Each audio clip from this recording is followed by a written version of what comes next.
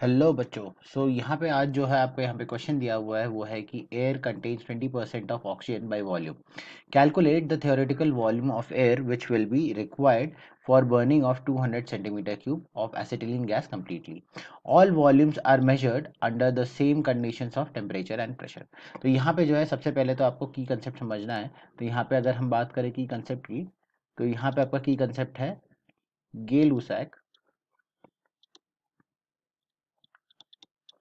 Law for gaseous volume, जो हम यहाँ पे अप्लाई करेंगे। और यहाँ पे अगर इसका हम स्टेटमेंट समझे तो यहाँ पे ये बोलता है कि कोई गैशियस रिएक्शन अगर आप लेते हो, यहाँ पे आपके प्रोडक्ट्स और रिएक्टेंट जो है दोनों आपके गैस फेज में है, तो जो भी उनका स्टाइशियोमेट्रिक कोएफिशिएंट रहेगा उसी स्टाइशियोमेट्रिक कोएफिशिएंट के रेशियो में ही आपका वॉल्यूम जो है यूज अप होने वाला है। तो यहाँ पे जो है हम सबसे पहले रिएक्शन देख लेते हैं जो यहाँ पे हमारे क्वेश्चन में दिया हुआ है।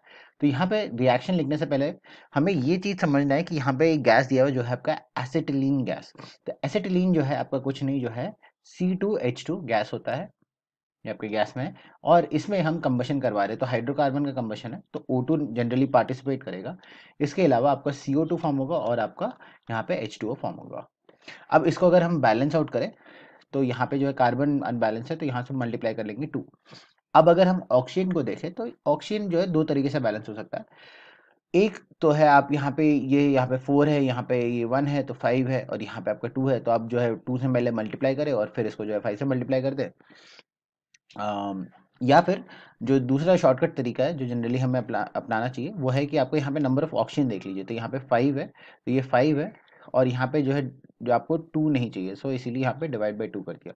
तो यहाँ पे इफेक्टिवली 5 ऑक्सीजन एटम्स आ गए आपके। तो यहाँ से आपको रेशियो क्या समझ में आ रहा है कि अगर मैं यहाँ पे इसका वी लीटर लूँ, राइट, या फिर मैं इसके जगह पे लूँ कि V-ml, राइट। तो यहाँ पे जो चीज फॉर्म होने वाला है वो है आपका, इसको हम यहाँ हटा लेते हैं,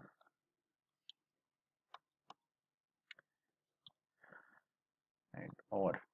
और यहाँ पे जो है आपका फॉर्म होगा, तो यहाँ अगर लीटर ले रहे हैं तो ये आपका हो जाएगा 5/2 V लीटर्स, और अगर ml में ले रहे हैं तो आपका हो जाएगा 5/2 V-ml के बराबर, राइट। तो यहाँ पे हमने जो है ml लिखा है, तो यहाँ पे एक और बात जो है आपको याद रखनी पड़ेगी कि यहाँ पे आपका सेंटीमीटर क्यूब में दिया है। तो यहाँ पे एक कन्वर्जन है जो हमें दिमाग में रखना है। तो 1 सेंटीमीटर क्यूब जब कभी भी हमें दिखे तो हमें जो है उसको सिंपली ml से इक्वेट कर देना है। तो 1 सेंटीमीटर क्यूब आपका 1 ml के बराबर है।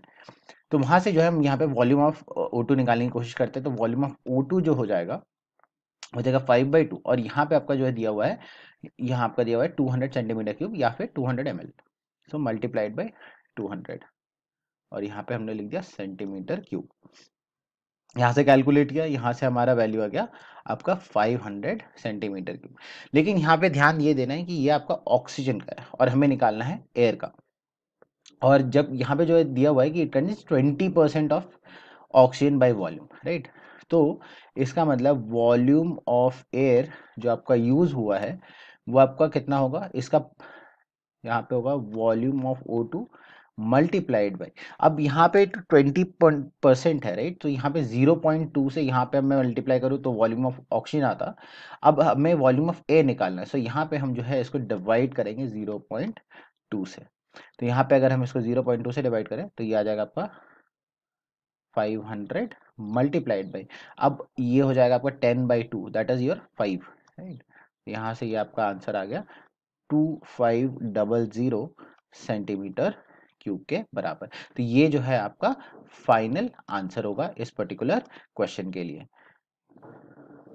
जिसको कि हम यहाँ पे लिख लेते हैं। तो यहाँ पे हमारा इस पर्टिकुलर क्वेश्चन का आंसर आया 2500 सेंटीमीटर क्यूब के बराबर। तो ये जो है आपका क्वेश्चन का आंसर हो गया। I hope you have understood the solution. Thank you.